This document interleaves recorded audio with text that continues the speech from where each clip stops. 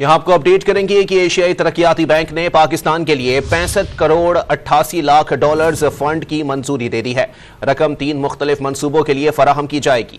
مزید جانتے ہیں ڈان نیوز کے نمائندے طاہر شیرانی سے۔ جی طاہر، اپڈیٹ کیجئے گا کون کون سے منصوبے شامل ہیں؟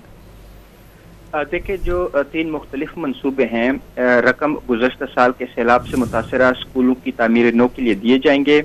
منصوبے کے تحت سندھ میں 1600 اسکولوں کی تعمیر نو کی جائے گی۔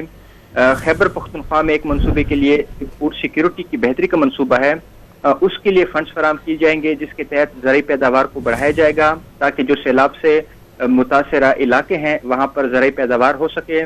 اسی طرح فنڈز ڈومیسٹک ریسورس موبلائزیشن کی بہتری کے لیے بھی دیے جائیں گے۔ 3 مختلف منصوبے ہیں جن کے لیے ایشیائی ترقیاتی بینک کی جانب سے فنڈز فراہم کیے جائیں گے۔ منظوری ہو گئی ہے، جلد پاکستان اور ایشیائی ترقیاتی بینک کے درمیان اس حوالے سے معاہدے ہوں گے اور معاہدے کے بعد پاکستان کو رقم فراہم کی جائے گی۔ جی بہت شکریہ طاہر شیرانی اپڈیٹ کرنے کے لیے۔